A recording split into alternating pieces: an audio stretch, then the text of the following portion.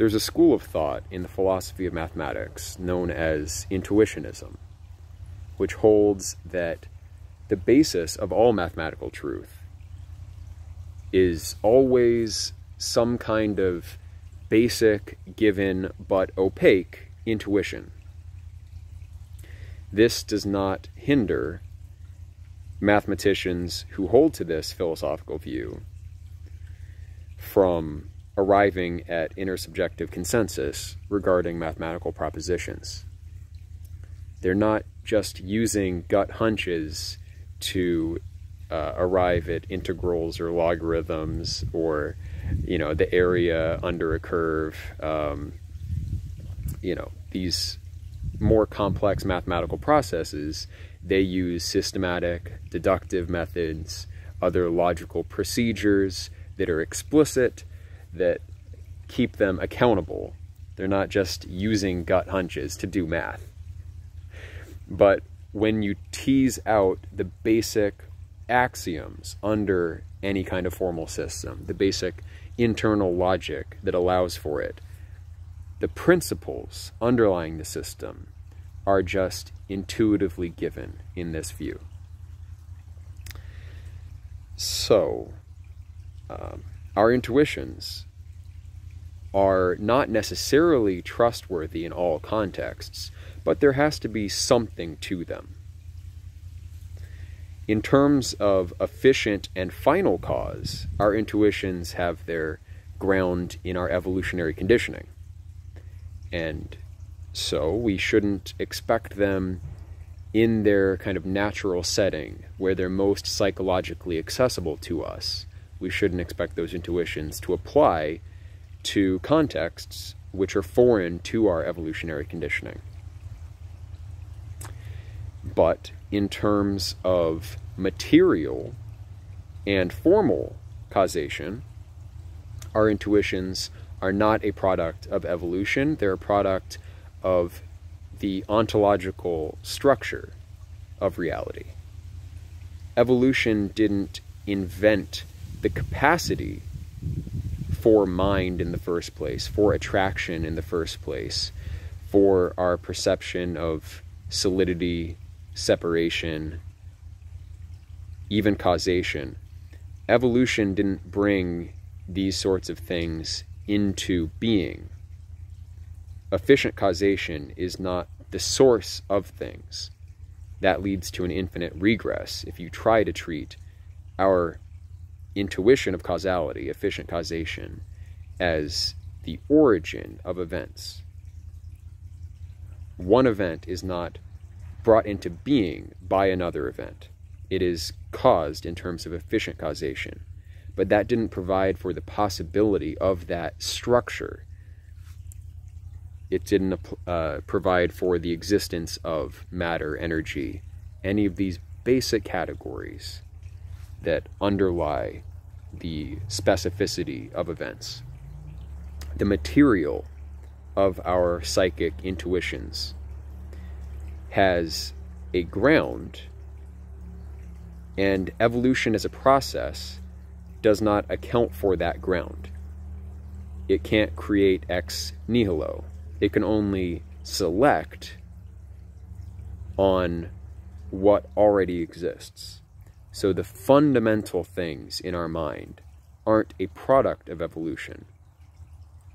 If we can isolate those basic intuitions, we should be able to bet that they have a similarity to the by analogy, intuitive structure of the rest of reality, or the internal essence of the rest of reality.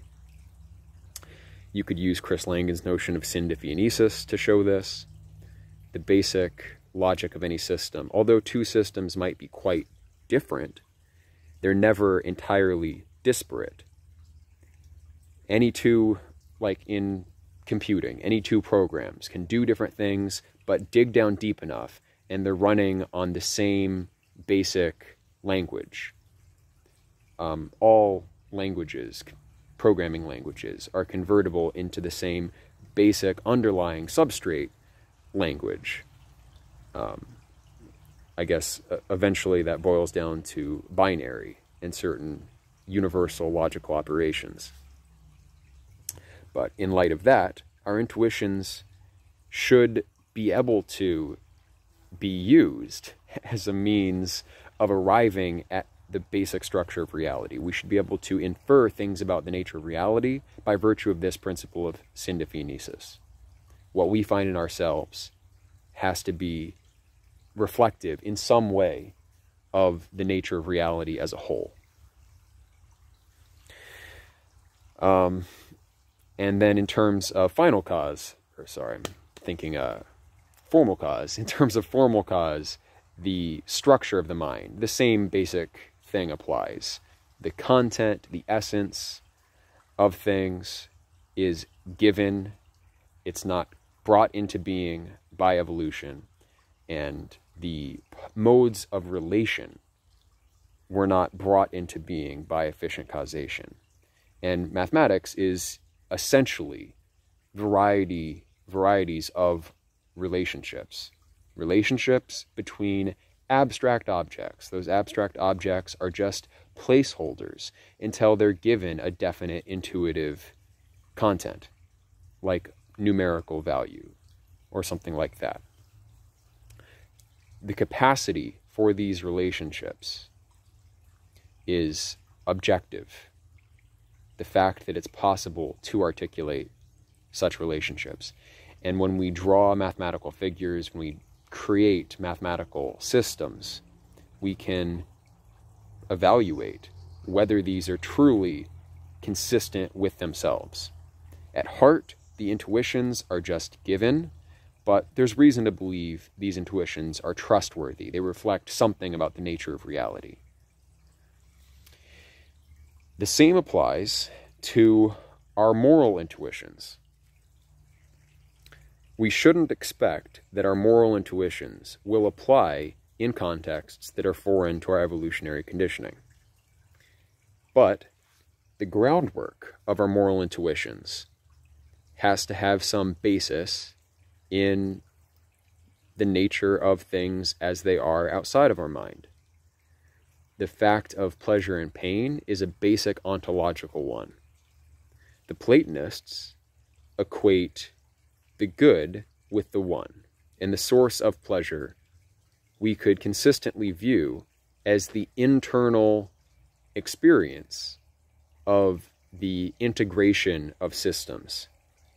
And when systems lose their integration, we can look at that as the external manifestation of what subjectively would be experienced as pain.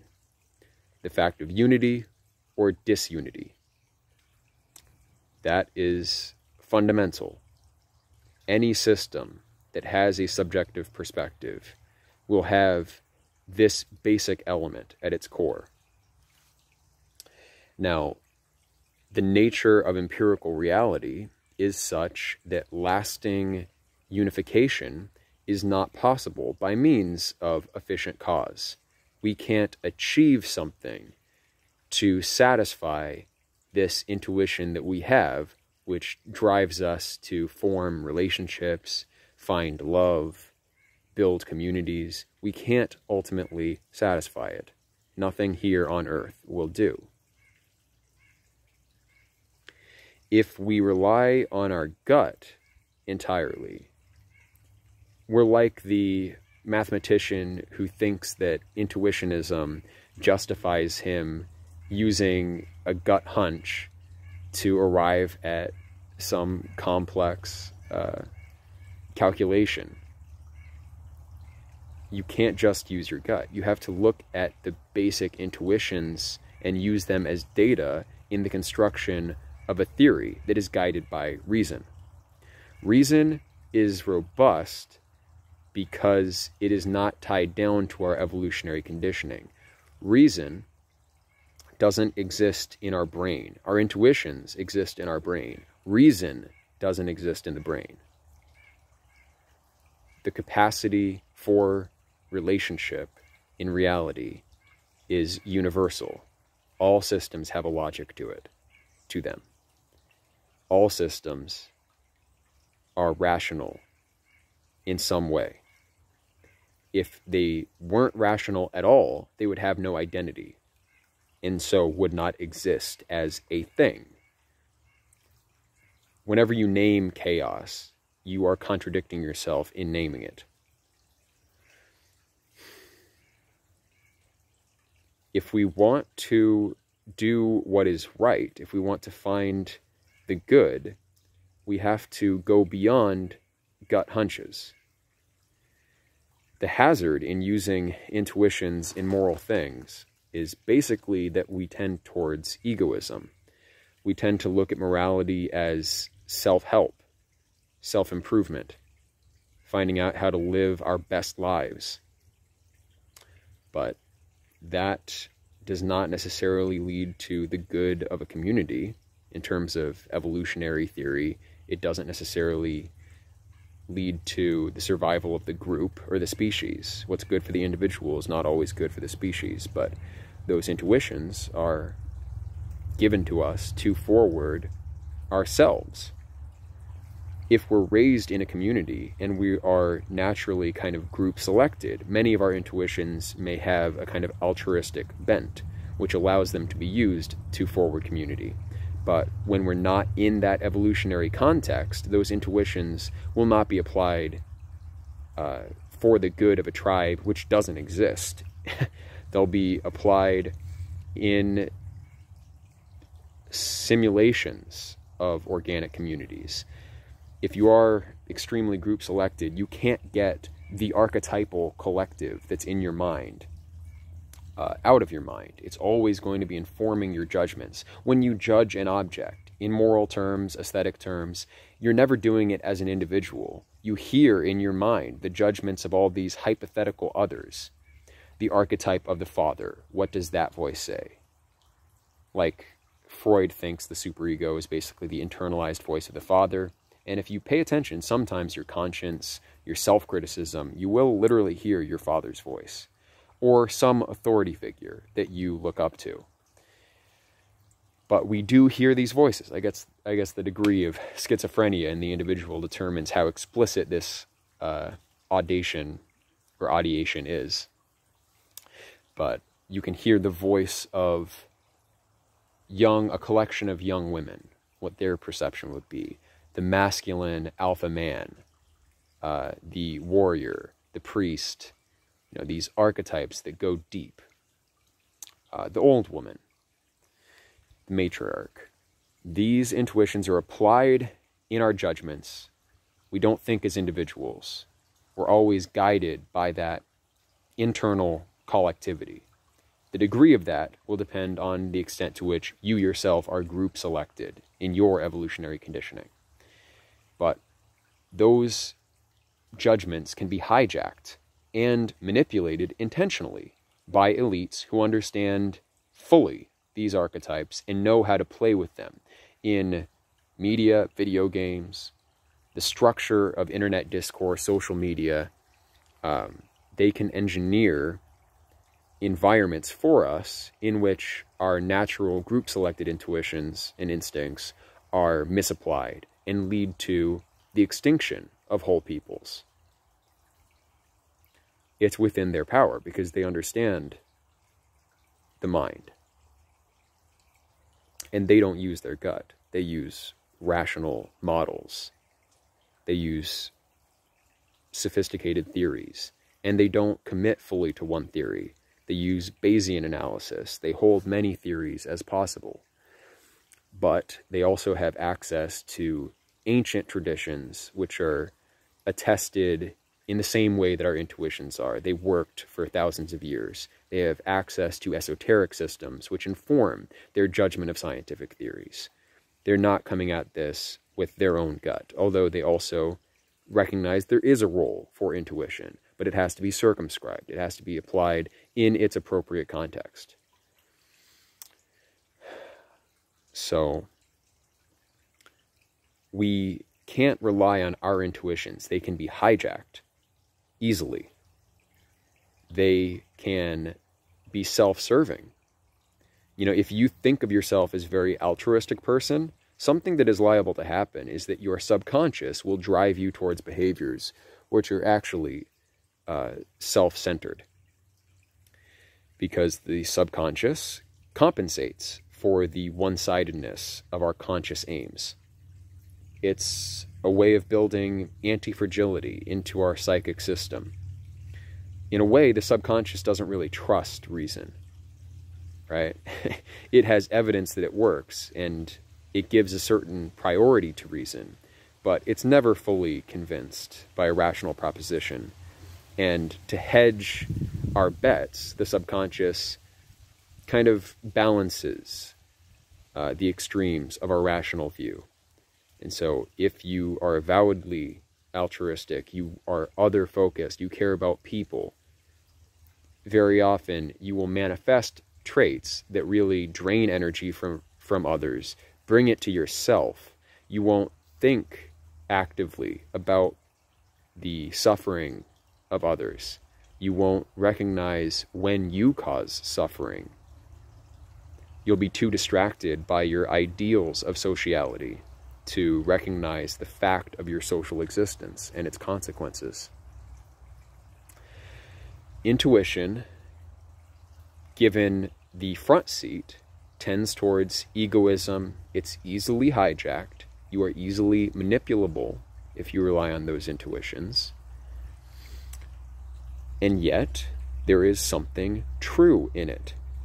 And to find what's true in our intuition, we have to use reason to know ourselves, to know those intuitive structures, to theorize about their cause. Our intuitive judgments have efficient causes, and those causes can be teased out. You can psychoanalyze yourself, engaging in what Carl Jung would call the transcendental function, which is basically a capacity for inner dialogue, to question yourself. You do that through reason. Reason is what allows us to communicate. Language allows us to communicate. So if you can communicate internally, theorize about your subconscious motives, and assimilate them into your judgments, you can integrate yourself, and your intuitions will be integrated with your rational theory. Some people think you don't need a rational theory, you don't need a philosophy. It's actually better just to rely on your gut hunch of what you ought to be doing. But that is not the case, because your gut hunches will be geared towards fitness payoffs by virtue of your evolutionary conditioning. And it won't even achieve that, because our current environment is a mismatch for our evolutionary conditioning. So you have to go beyond your gut, and you have to put reason first. People misunderstand the Platonic tripartite soul. Plato didn't think that most people were guided by reason, or that was just the fact of our psychological life.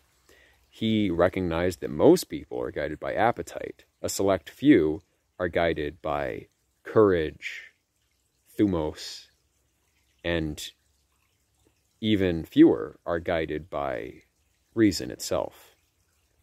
The ideal is to be guided by reason, but someone who is naturally led by appetite shouldn't be expected to arrive at sound, rational judgments. So I think they kind of know, such people understand that they can't trust reason. That subconscious element that is mistrustful of reason is very active in them, and they'll resist that process.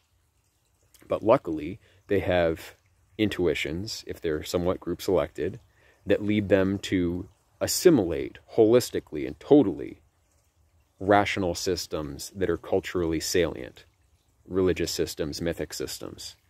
And, you know, the Tamasic person can still be a good householder because they're following the guidance of such mythic religious systems. They are putting reason first, just not their own reason. The peak of the species, though, has to rely on its own rational judgment. You have to find out who you are and whether you're capable of arriving at true philosophy. Most people are not. That's just the fact. So how do you test that? Well, you engage in philosophical discourse. It's the same way that you arrive at internal psychic integration, dialogue. So you have these rational discussions and arrive at true philosophy. Whether its origin, in terms of efficient cause, is yourself and your own thought process, or another. And I've tried to always adopt the views of others that I agree with, or really misstating it, that I know to be true, even if when I first heard them, I did disagree with them. Like I've always tried to change my mind. And that's, I think, why I hold the view that I currently hold, which is one that's consistent, that's resonant with all the deepest traditions in all the major civilizations, the core philosophies, Advaita Vedanta, Platonism, Hermeticism, Orphism, that whole kind of esoteric Greco-Roman society, what the elite thinkers in the Renaissance thought. I mean, it's pretty close to classical theism, but classical theism kind of abbreviates the metaphysics because it's directed at its exoteric application. There are people putting together a system that's compatible with my view, perennialism, in terms of modern physics. And the mapping is actually very close. So that is not because I'm a super genius and I just get to the best philosophy because my brain is real neat. It's because I have always ceded to greatness when I've encountered it. I've tried to obey what is higher, not just my own reason, but the reason that I know to be true. And if I don't know whether it's true or not, I make sure to engage in that dialogue. Inner dialogue, I question it, I interrogate it, I continually seek, and then I find. Not every time. There's still issues that I don't have fully sussed out. But I think that's the way. I think that is the path. Not to rely on your gut hunches, but to recognize what is universal in your intuitions and to build them out with the aid of reason, your own reason, or any variety of rational systems that you might call upon to use as a filter, as an interpretive lens for viewing your own thought. That's one way to use philosophy. Test your views against Plato, against Kant, against Leibniz, Descartes, Spinoza. Test your thought against these great men. If you aren't willing to do that, part of the reason may be that you're not able to do that, and you know that you're not able to do that. And so basically, your task is more difficult. How do you find true philosophy if you don't think you're capable of rational judgment? Well, what can you improve? You could try to improve your physical health. You could try to improve your courage. You could try to still your mind, practice meditation. But some people just don't have an aptitude for philosophy, and they may have to rely on basic gut hunches. But if they don't moderate those gut hunches with some kind of authority that they put ahead of themselves, then they will tend to egoism. They will tend, you can rationalize anything to yourself, given enough time.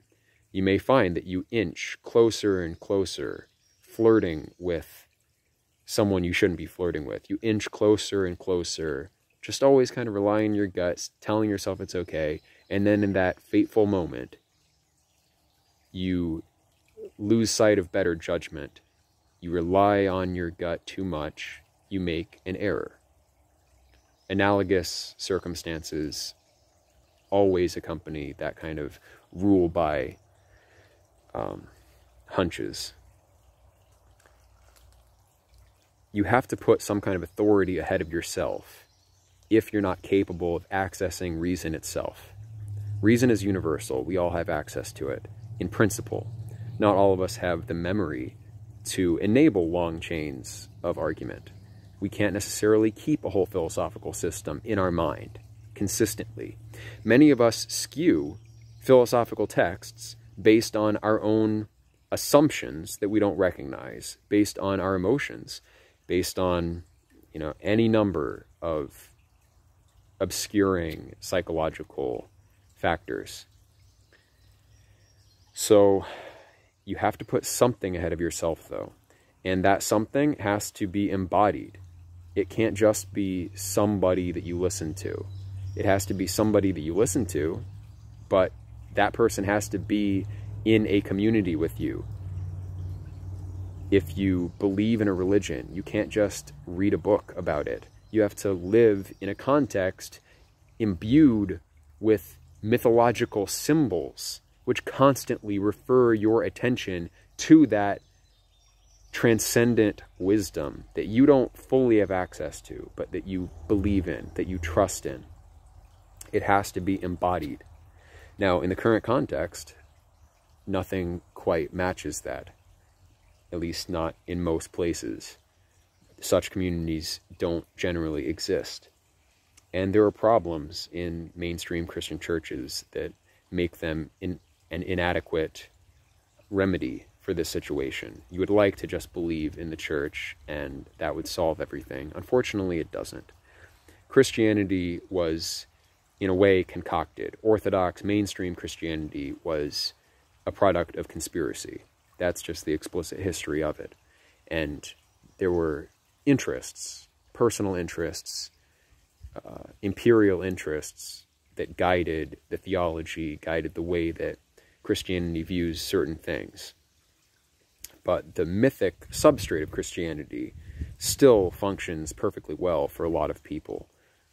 It's the idea of that perfect man that is trustworthy, that is rational, that knows the truth, that is an embodiment of the truth. And I think if someone wants to be a basic Protestant or Catholic or some kind of Christian and just do that, and if it works for them, then they will probably improve themselves, because that Christian guidance, if they apply it, will likely be better than their own subjective intuition. And then they have something. But you have to have something. Now, the problem is many of us can't do that. We can't believe in obvious historical fictions. We can't be biblical literalists. We have to interpret things in terms of a sound philosophical system, something that actually makes sense with science, that makes sense with the rest of what we know about the world through reason. We recognize the contradictions, we recognize the problems in mainstream Christianity, but there are no communities, there are no Pythagorean orders. There's no, Plato's Academy is not open for new recruits. And that's the problem. And so my solution is to build a school where we can provide that kind of thing for the people who need that level. And there's also larger reasons why such an institution should be built in terms of the fate of, the historic fate of our civilization, politics in a larger sense, like what's going on in the world. It's just the right thing to do, not just for our own psychological needs, but also that. And we won't be able to do what we need to do. All of us are kind of the hero in our own story. We won't be able to do the deeds that need doing unless we have some kind of framework where we can place faith in a reason that is higher than our own. Our own gut. It's not good enough. Like moral conclusions of those perennialist systems tend towards pessimism. That's an example where our evolved intuitions don't lead us to antinatalism as a conclusion. But if you look at the basic nature of desire, look at the nature of the intuition itself, the structure of the mind itself, the nature of the will itself, then applying reason to it, we can make judgments regarding the biggest question, according to Hamlet, to be or not to be. And we can conclude that this world is not ultimately worth it, that it is more suffering than it is pleasure or love. And so we can take steps to try to move on to a better place or improve this place, recognizing the evils of human nature. But you just relying on your gut won't lead you to that conclusion. It won't lead you to self-overcoming, self-renunciation, selflessness, altruism, compassion, the traits of the Buddha nature. Though that path is not available just to the intuition. You have to use reason. That's the place of reason. And if you're not sure that you have it, you have to engage in dialogue with those who claim to and test it out. There's really no other way. So test it out. I'll leave my Skype in the description, my PayPal, my Patreon if you want to support. Thank you guys for listening.